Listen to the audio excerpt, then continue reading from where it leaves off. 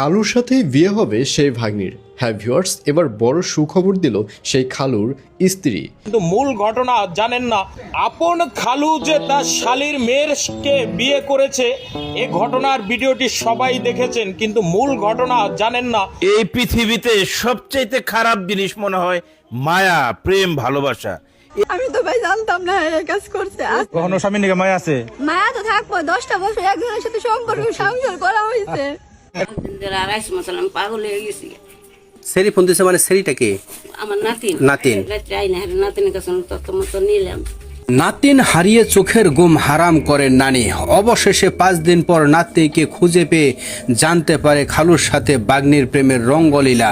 আসসালামু আলাইকুম দর্শক, আপনারা হয়তোবা ইতিমধ্যে জেনেছেন ঘটে গিয়েছে লজ্জাজনক ঘটনা, আপন খালুর সঙ্গে ভাগ্নির প্রেম। নাউজুবিল্লাহ নাউজুবিল্লাহ। দর্শক, এই বিষয় নিয়ে আজকের এই ভিডিওতে চাঞ্চল্যকর তথ্য উঠে এসেছে, যা জানলে আপনারা অবাক ও হতভম্ব হয়ে যাবেন। দর্শক, আজকের এই ভিডিওটি খুবই গুরুত্বপূর্ণ হতে চলেছে, তাই বলছি ভিডিওটিকে স্কিপ করবেন না। সম্পূর্ণ ভিডিওটি দেখার জন্য সকলের কাছে বিনীতভাবে অনুরোধ রইল। তো দর্শক, চলুন বিস্তারিত দেখে আসি। এরকম জানি কারোর ঘরে মেয়ে না দেয়, আর জানি এরকম স্বামী কারোর ঘরে না দেয়। আল্লাহর কাছে দোয়া করি এটা। নাকি নাক ফুল দিছো কে? এখন তো হিসাবে আমার সতীন, কিসের ভাগ্নি? এখন আমার ভাগ্নি আছে। বয়স কত? 15। কিসে পড়ো তুমি? সর হবে কে? হ্যাঁ, মাদ্রাসায়। জি। আপা মাস্কটা পরিয়ে দেই। না, মাস্ক পরাতে লাগবে না। মাস্ক খুলে নিলেন কে? না, মাস্ক খোলাই দরকার। ও যেরকম হয় এরকম হওয়া উচিত। আপনার না ভাগ্নি খালা? ভাগ্নি লাগবে না, হ্যাঁ? লাগবে না। এখন তো হিসাবে আমার সতীন, কিসের ভাগ্নি? এখন আমার ভাগ্নি আছে, মেয়ে আছে, এখন ও আমার সতীন। এ, তোমার নাম কি গো খালা? জাহিদা। জাহিদা। তোমার পিতার নাম কি? নুরুল ইসলাম। গ্রামের নাম কি? গুড়াই খামারপাড়া। গোরাই খামারপাড়া, টাঙ্গাইল, মির্জাপুর টাঙ্গাইল। জি। তোমার খালুর সাথে তোমার কি সম্পর্ক? প্রেমের সম্পর্ক। প্রেম করলা খালুর না? আর দুনিয়া লুকাসাল না? এত সুন্দর চেহারা তোমার। বয়স কত? 15। কিসে পড়ো তুমি? সর হবে কে? হ্যাঁ, মাদ্রাসায়। জি। তুমি খালুর সাথে কতদিন ধরে প্রেম করো? প্রায় 5 মাস হয়। 5 মাস। নিয়ে গেছিল বিয়ে করার জন্য, হুম। কিন্তু জন্ম নিবন্ধন না থাকার কারণে বিয়ে করতে পারে নাই। আর আমি মাস্ক পরিয়ে বক্তব্য নিবার গেছিলাম, তোমার খালাই নিতে দিল না, মাস্ক তোমার কাছে ছুটিয়ে নিল। কারণ তোমার খালার কথা হইলো যে আমার সংসার যখন আমার বাগ্নি নষ্ট করছে, তাহলে তো আমার বাগ্নির সেফ রেখে কোনো দেখার সুযোগ নাই। তো ওর এই সাথে কাম আমার কোনো সম্পর্ক নাই, ও আমার ভাগ্নি না। তুমি এই দিনে আমার ভাগ্নি না। একটা খালুর সাথে বয়স্ক মানুষ, ও যেহেতু মনে করেন জানা শোনা সত্ত্বেও এই কাজ করছে, ও আমার কেউ না। আমিও চাই আমার স্বামীরও শাস্তি হোক, এর হেরও শাস্তি হোক, যাতে আর কোনো সংসার এরকম ভাবে নষ্ট না হয়, এরকম ভাবে যেন আর কোনো সংসার না ভাঙে। বুঝছেন? সবাই কাছে দোয়া করি এরকম জানি কারোর ঘরে মেয়ে না দেয়, আর জানি এরকম স্বামী কারোর ঘরে না দেয়। আল্লাহর কাছে দোয়া করি এটা। কাজ দুজনেই করছে, অসৎ কাজ দুজনেই করছে, শাস্তি দুজনেই পাইব। এটাই হওয়া উচিত। এই পৃথিবীতে সবচাইতে খারাপ জিনিস মনে হয় মায়া, প্রেম, ভালোবাসা। এই যে স্বামী নিজের এই মহিলার আপন বোনের মেয়েকে সে আকাম করছে, বুঝেনি তো? এই জিনিসটা ভাইরাল। তারপরেও স্বামীর গলা ছাড়লো না, স্বামীরে ছাড়লো না, কেউরে মারতে দিল না। যে পর্যন্ত পুলিশ না আসে স্বামীর কাছে কাউরে যাইতে দিল না। স্বামীর মাথা ফেটে গেছে, যে কোনোভাবে হোক, বৃষ্টি পড়তেছে, গাছের পাতা দিয়ে নিজে ভিজতেছে, কিন্তু স্বামীরে ভিজতে দিতেছে না, সুরক্ষিত রাখার চেষ্টা করতেছে। বারবার এই বিষয়টা আমি উপলব্ধি করতেছি দূর থেকে, যে এমনটাও হয় অনেক ক্ষেত্রে। অনেক মহিলা হইলে হয়তো এতক্ষণ নিজের স্বামীরই একটা কিছু কইরা ফেলাইতো ভাই, কিন্তু এত কিছুর পরেও স্বীকার করতেছে স্বামীর ভালো না, স্বামীর চরিত্র ভালো না, স্বামী খারাপ, স্বামী সব স্বামীর আকাম কুকাম এই মহিলা স্বীকার করতেছে। তারপরেও স্বামীরে মারতে দিতেছে না, স্বামীর গলা ছাড়তেছে না, স্বামীরে সুরক্ষিত রাখতেছে, যত্নে রাখতেছে, ভালোবাসায় রাখতেছে। মানে কি বলা যায়, এটাকে কিভাবে ব্যাখ্যা করা যায় আমি জানি না ভাই। আপনারা কমেন্টে আপনাদের মতামত জানায়েন, এইটা শেয়ার করতে পারেন, কারণ এখানে অনেক কিছুই শেখার আছে। ধন্যবাদ সবাইকে। আচ্ছা, আপনার হাজবেন্ড তো আপনাকে খুব ভালোবাসতো, আপনিও তাকে ভালোবাসতেন, এমনটাই? ভালো তো বাসতাম। তাহলে যে মানুষটাকে এত ভালোবাসতেন সেই মানুষটা এই কাজটা করলো? আমার জীবনে সবটুকু দিয়ে আমি ওরে ভালোবাসছি, কিন্তু হয়তো ভালোবাসে নাই, ওই জন্য এই কাজটা করছে না। আর একটা মানুষকে যদি একটা মানুষ ভালোবাসে, তাহলে কেউ কোনোদিন এটা করতে পারে না।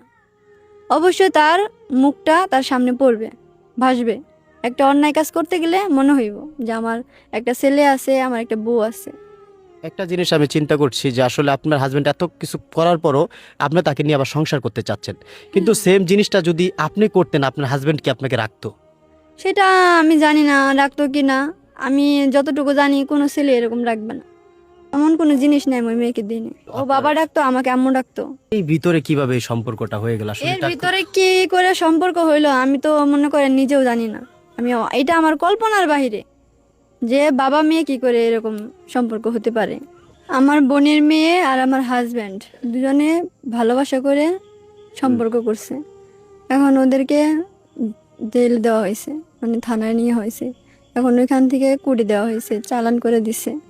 এখন আমি চাই এটা মীমাংসা হইতে। মনে করেন আমার একটা সন্তান আছে, তার একটা ভবিষ্যৎ আছে, মেয়েটার একটা ভবিষ্যৎ আছে। সবাই যদি এরকম করে তাহলে তো চলবে না, এর একটা সমাধান দরকার। আপনারা কিভাবে জানছেন যে সে এখানে গেছে বা দুইজন একত্রে কিভাবে পাইছেন? এটা পাওয়া গেছে মনে করেন পুলিশের লোকেশনে। পুলিশ লোকেশন দিছে আমার আম্মু, ভাইয়া, বোন, ওদেরকে।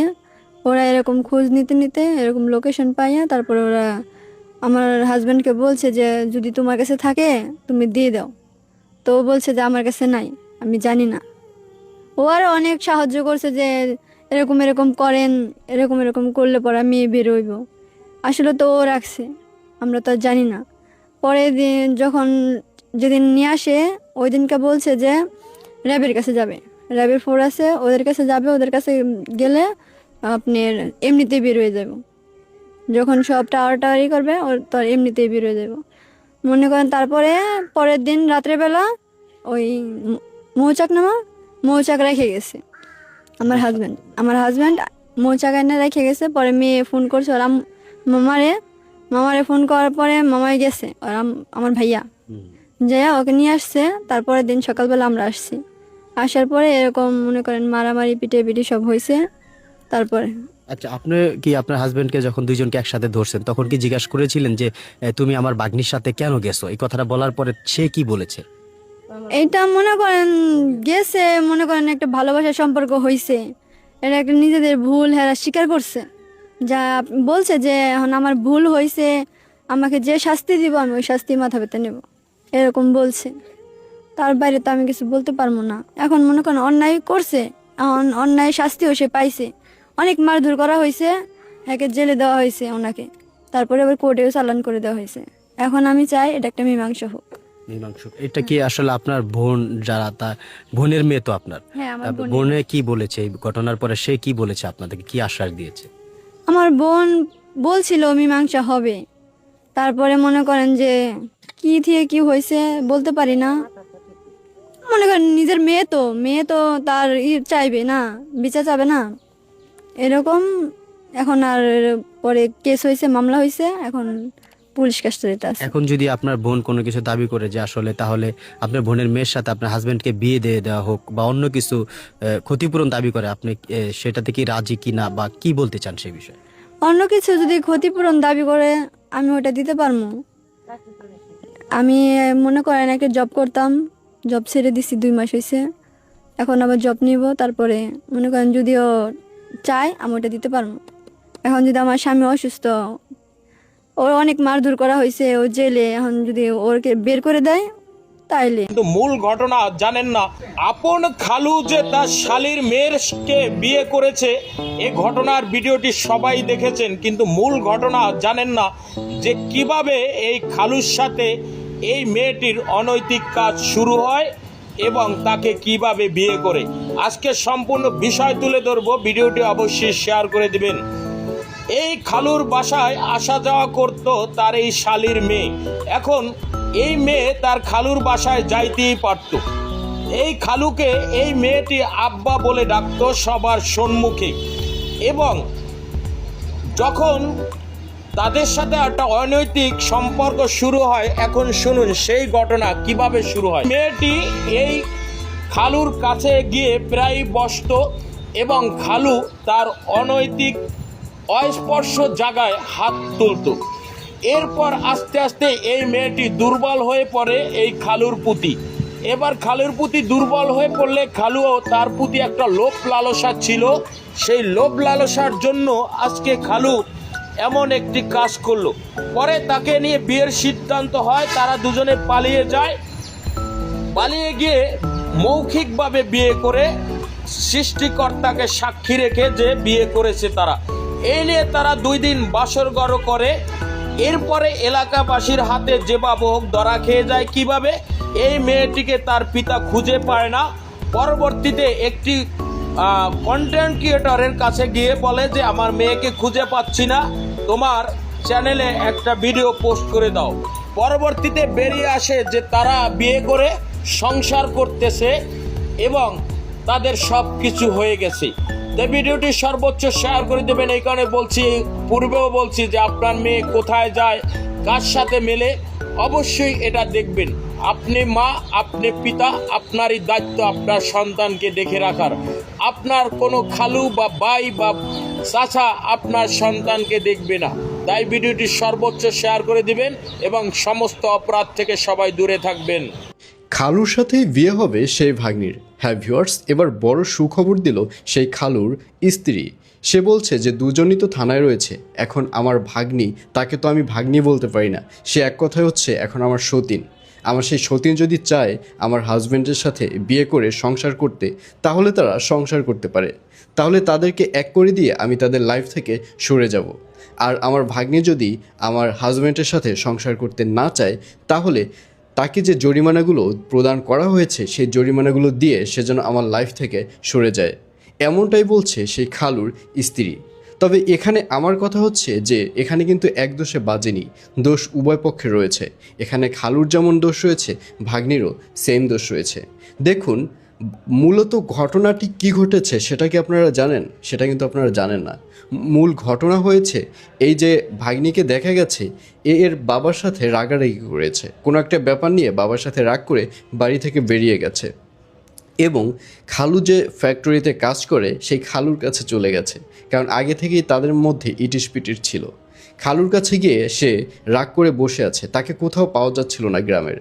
এবং এক পর্যায়ে খালু বলে যে এখন কোথায় যাবা, তখন ভাগ্নি বলে যে আমি কোথাও যাব না, আমি বাড়ি যাব না এখন। আর এই সুযোগটাকেই কাজে লাগায় খালু।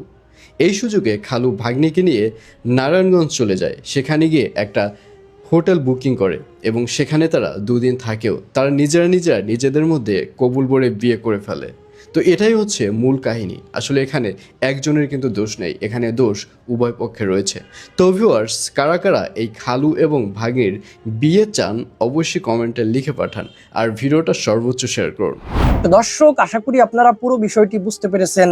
তো এই বিষয় নিয়ে আপনাদের কোনো মতামত থেকে থাকলে কমেন্ট করে জানিয়ে দিবেন। তো দর্শক, চলুন আরো কিছু গুরুত্বপূর্ণ ভিডিও দেখে আসি। পাগল হয়ে গেছি। সেরি ফোন দিছে, মানে সেরিটা কি? আমার নাতিন নাতিন। রাত্রে আই না, নাতিনের কাছে তত মতো নিলাম। নাতিন হারিয়ে চোখের ঘুম হারাম করেন নানি। অবশেষে 5 দিন পর নাতিকে খুঁজে পেয়ে জানতে পারে খালুর সাথে বাগ্নির প্রেমের রঙ্গলীলা। পুরো আসল ঘটনা বলল ভিকটিম জায়দা আক্তারের নানি। তাহলে আসুন শুনি বিস্তারিত। নাতিন হারাইছে 5 দিন ধরে, 5 দিন ধরে হারাইছে মশলাম, পাগল হয়ে গেছি। আমি আঠো ভাঙ্গার বাড়ি, মেয়ের বাড়ি গেছি, যে হেরে মেয়ে ভাত খায় না, জামাই ভাত খায় না, গাড়ি দিয়ে আমরা এই থানায় যাই হলে ওই কের বলে নিউজ করে না কি করে বুঝি না। বাদে আমি যে থানার সামনে বলেছি, বয়ে থাইকে এনে থানাওয়ালা আমার ডাক দিছে, পুলিশে ডাক দিছে, মতন গেছি। দেয়া হলে কয় কি চাষি এই ছবিটা কি চিনেন? বলে হ, আমার মেয়ের জামাই হয়তো আপনি করেন, আপনি বাড়িতে যান, আপনি মেয়ের কাছে যান। পুলিশে বলে আচ্ছা, মেয়ের বয়স কত? 15 বছর। তারপর আমি কইলাম যে আমার একটা নাতিন আছে, আমি 10 বছর ধরে মেয়ে বিয়ে দিছি, আপনি বাড়িতে যাই আপনার মেয়ের বলেন যে তুমি নিছ কি জানি নারায়ণগঞ্জ আছে সেরি। আমার কইলে যে আমি কই আমি না বাবা বুঝি না, দেখলাম নারায়ণগঞ্জ আছে। বাদে হেরে কইলাম, হেরে এনে হেরে কইলাম যে পুলিশ দিমু, ফলনা দিমু, পেশকা দিমু। দেওয়ার পরে রাইতের 10টার সময় মনে করেন যে সেরি ফোন দিয়েছে মোসাক থেকে। বাদে আমি পোলারে পাঠিয়ে দিছি। সেরি ফোন দিছে, মানে সেরিটা কি? আমার নাতিন। নাতিন, আচ্ছা আচ্ছা। ফোন দিছে বাদে আমার নাতিন। বাদে আমি কইছি বাবা যাও তুমি যে নিয়ে হোগা। নিয়ে আইসে, নিয়ে হেলাম, কইছি যে সুন্দর করে বিকালে জামাইরে ফোন দে, ওই মেয়েরও ফোন দে, মেয়ের তো বিয়া দেন লাগবো। আমার তার কাছে বুঝে দিছে পরে বিয়ে দেন লাগবো সুন্দর করে আপনারা ওরে একখানে কইরে আপনারা মনে করেন এই করেন মীমাংস করেন পোলারে কইছি পোলা এবার ওই মেয়েরও ফোন দিছে ওই মেয়ের জামাই ফোন দিছি আনছি আইনা হেরে কইছি মেয়ের জামাই শাসন করুন শাসন করে মনে করেন আর জানি জীবন মেশে না জানি এটা আমি কইছি পর পরে তারপরে মনে করেন নাতিনের কাছে রাত্রে আইনা হেরে নাতিনের কাছে তত্ত্ব মতো নিলাম নাতিনরে বকলাম বেকে ডেকে আর অনেকে কি করুন মেয়েরে ফোন দিছি মেয়ে আবার করছে কি যাইয়া হে সাংবাদিক মামবাদিক বেক নিয়ে এসে আমি কিনা করতেছ মান সম্মানের ব্যাপার এনে কিনে করতেছ বাদে মেয়ে আমার মনে করে হ্যাঁ করুমি কেস করুম ফলা করুম কেস করুম নানা কথা কইতাছি তুমি আমার মানা আমি তো তোকে ভালো নিয়ে করতেছি চলো তো এই জিনিসটা বুঝতেছ না এই যে মান সম্মান গেল এটাকে ফিরে পাবি আমার কথা কেউ মানলো না না মেরে দুনিয়ার মানুষ না এলো করতে পারি অনেক আমার কি কিছু করার আছে আমার কিচ্ছু করার নাই রে বাবা তাহলে আপনার বড় মেয়ে এই সাংবাদিক বা বিভিন্ন লোকজন খবর দিয়ে নিয়ে আসছে কিন্তু মেয়েটা তো তার তা সে এই কাজটা করলো কেন এই কে নিয়ে করলো মনে করেন যে ওই যে তোফার জল আছে না রাখছে ওর পাশে আমি কই আহে না কে আমি বাড়িতে বলেছি জামাই রে কোন হান যাবে তিনি কইছি কোন হান যাইবা না তোমরা কে নিয়ে এই কাম করলা যেমন আমি পোলার এই কাম যে করলা জিজ্ঞেস করলেন জামাইতে জামাই কি বললো জামাই কইছে আমার মাই রাখলাম আমি ভুল করে হালাইছি মাই রাখলাম না কাম চলে বাজে নেই আমি মনে কর খুব রাগারাগ করতেছি আপনার নাতিন রে বলেন না যে তুই এই কাজ করলি কেন কইছি নাতিন কি বলে নাতিন কয় বলে গেছে বলে করে হালাইছি এটা মাফ করে দাও তো মাফ করে দিব এটা কি মাফের কাম তোর মায়া হোক তোর বাবা হোক তারপরে কি করার লাগে করবি আর জীবনে করবি কয় না জীবন করবি না না আমার পোলা গেছে মারবার নিগে মারবা গেছে মারান যাবে না মারবি না কিছু না বুঝে টুঝে কন্ট্রোল করে এই করে দিই আমার দ্বারকায় যে কয়ে দিচ্ছে আমি হেঁটে করছি ওখান মনে করেন যে আমি অনেক কেউ যাই হারি না উনকে যাই না এটা আমার মেয়া ওটা আমার দুটাই মেয়ে আপনার হ্যাঁ ওই বড় মেয়ের মেয়ে রাত্রে নামাজ পড়ছে আর পয়সা আল্লাহ কোনো সন্তানের হাতে না পড়ে আল্লাহ তুমি লাশ বেড়ে কত কিছু বেড়ে মনে করো তাহার যত নামাজ পড়ছি পড়ে ফেরে কাঁদছি আল্লাহ তুমি অগর রহমত করো কোনে আছে না আছে জানি নেই তারপরে মেয়ে মেরে পারতাম আমি শাসন করবার মনে করো আপনাকে নইয়াও করা হারতাম বাদে মারামারি ছুটে আমি কইছি আইনে তুলে দাও আমি কইছি আইনে তুলে দাও তো পরিশেষে লাস্টে কি আইনের হাতে তুলে দিয়েছেন হ্যাঁ আমি আইনের হাতে তুলে দিই এখন কি প্রশাসনের কাছে হাতে আছে হ্যাঁ মেয়ে ছেলে এবং মেয়ে দুজনই হ্যাঁ মানে আপনার মেয়ের জামাই এবং নাতিন হ্যাঁ প্রশাসনের কাছে আছে হ্যাঁ এখন কি করতে ফয়সলা তো আপনাদের নিতে হবে যাই করেন না কেন কিন্তু ফয়সলা তো আপনাদেরই আসতে হবে আপনারা কি সিদ্ধান্ত দিতে চান সিদ্ধান্ত মধ্যে ওরা কোনি কেস করতেছে মামলা করতেছে আমি মামলাটা কি করে আমার মেয়ের জামাই করে মেয়ে করতেছে আমি তো জানি না আমি তো কার নামে মামলা করে মামলা করে মেয়ের জামাইয়ের নামে না কারণ আচ্ছা আমি আপনার ছোট মেয়ের জামাইয়ের নামে মামলা করে মেয়ের জামাইয়ের তো থানায় কালকে দিয়ে দিছি কিছু নিলে বেড়ে মিশে মেয়েরা লাইতেছে মাথা মাথা ফাটে এই করে আমি ফিরে বার গেছিলাম আমি যাবার আলবাই দিয়ে হালাইছি বাড়ি দিয়ে মেয়ের বেড়েছে পোলারে বেড়েছে মনে করে এল করতে পারি কে মারছে এই তিনকার মাইছে মনে করো মনে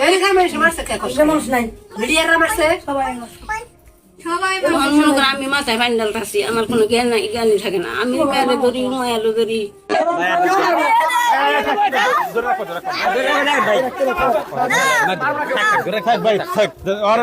কত ও খারাপ হইতে পারে কিন্তু ওর স্বামী তো স্বামী বুঝতেছেন বিষয়টা যতই হোক ও তো জঘন্য বুঝলাম না আপনার জামাই দর্শন করছে তারপর এত এত এত প্রেম কি আপনার হ্যাঁ মাঠে মাঠে মানুষ নেই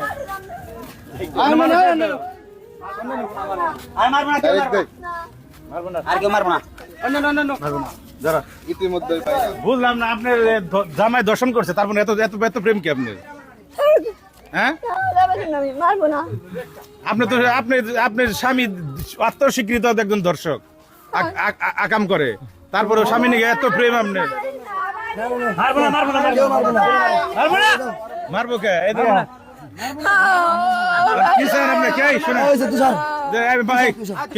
একটা ফুলের টোকা কেউ দিবেন না রে এটা ঠিক না প্রশাসন এই যে শাইন আছে প্রশাসন আছে কেউ কোনো মারবেন না পুলিশে মারুক কাটুক জলদি খাওয়া দিক পুলিশের বিষয় কথা হলো একজন নারীর মানে কি বলবো যে মানে এতটা খারাপ তারপরেও তার আপনি এতক্ষণ করলেন আমরা জামাইরে ছেড়ে দিবেন আর তো ছাড়তেছেন না। আপনারা মারেন না, আমি কামগা। আপনারা মারেন কে? আমি না মারলে যাম না। হ্যাঁ পুলিশ আউক পুলিশ আউক আমি নিয়ে আসি। না আমি নিয়ে আসি না এই গাড়ি সরান।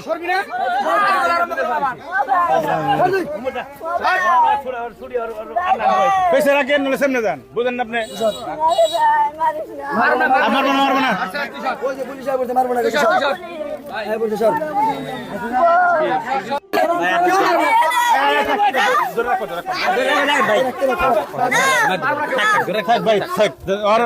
কত লোক ও খারাপ হইতে পারে, কিন্তু ওর স্বামী তো, ওর তো স্বামী, বুঝতেছেন বিষয়টা? যতই হোক ও তো জঘন্য।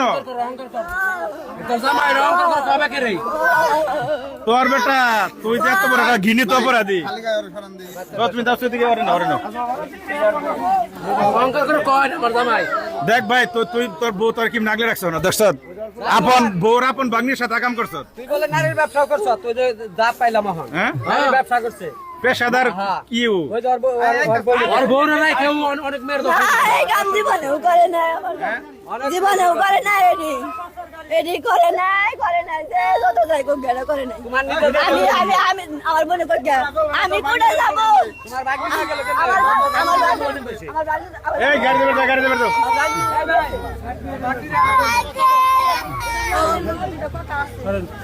কথা কম মনে কম।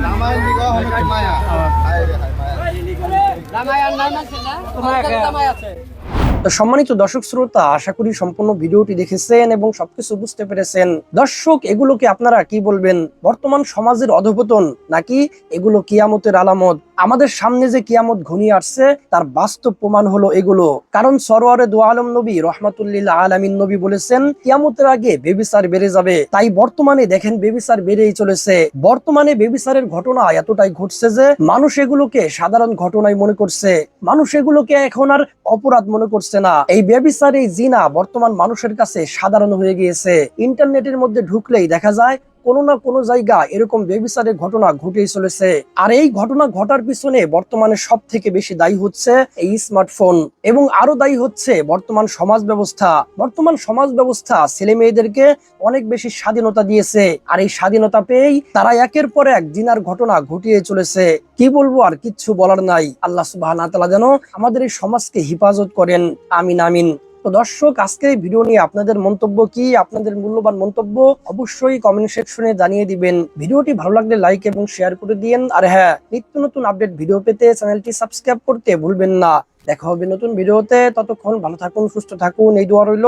আসসালামু আলাইকুম ওয়া রাহমাতুল্লাহ।